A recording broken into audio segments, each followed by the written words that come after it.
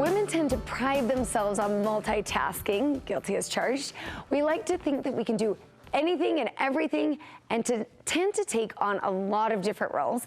This is all fun and games until the burnout sets in. Nicole Carpenter from Mom Entity has a few solutions to help overcome the overwhelm.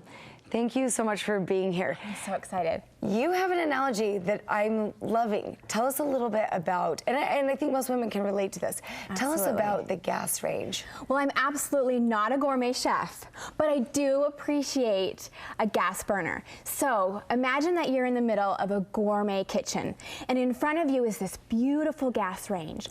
Only you've got 10 or 12 burners, and they're all roaring on high heat. Except this stovetop is not for cooking. This stovetop is what your life looks like when you are on the brink of overwhelm and ready to just burn out. And I think we've all been there at some point. Yeah. A lot of women have a lot of things going on, and each of those burners represents a different role. Exactly. Explain that to me. So the idea behind this is our life is consisted of several different roles, the different responsibilities that we have, the different hats that we wear, and the first thing that we need to do is understand these roles and define them. Okay, and you say a lot of times women have 6 to 8 things just going at the same time, and one is eventually going to burn. Yeah. Okay. Okay, so tell us how we can avoid this overwhelm. Yeah, well, let's first go back to this analogy of the stovetop. So we have all of these different burners, and overwhelm happens when they're all on high heat. But we can't survive life without some of them being on high heat, right? So the very first thing that we need to do is determine what our different burners are. So you have to actually grab a piece of paper and a pencil and write down all of your different roles.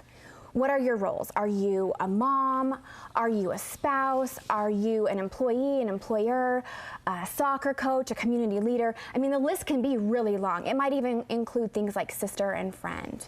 So you say determine the roles, and then what do we do once we've made a list? These are the 10 hats I wear. Where do I go from there? Right. So there is one role that we need to remember to put on our list that everyone forgets, and that's the role of yourself.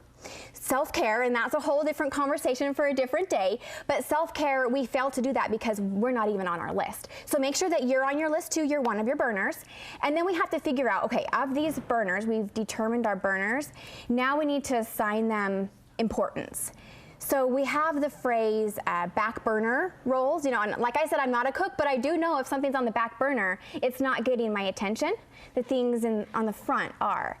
So we have to figure out which of our burners are most important, or which of our roles are most important, and then which are less important. And you say that you should control the heat and protect your role. So once you define these, you kind of need to control that. How do we do that? What's the best way to do that? Well, in theory, with this analogy, we're going to turn down the heat, right? So we have to figure out what's most important, bring that to the front, and then the other things we turn down.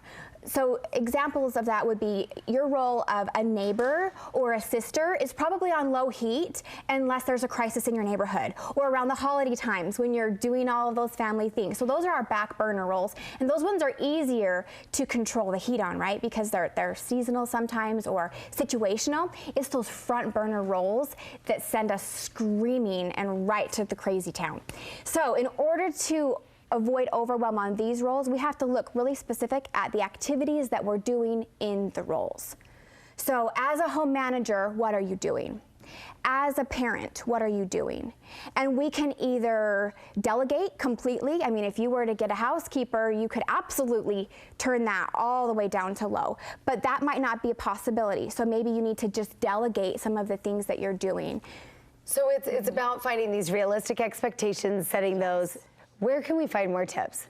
MomEntity.com. MomEntity.com. Thanks so much, Nicole. You're welcome.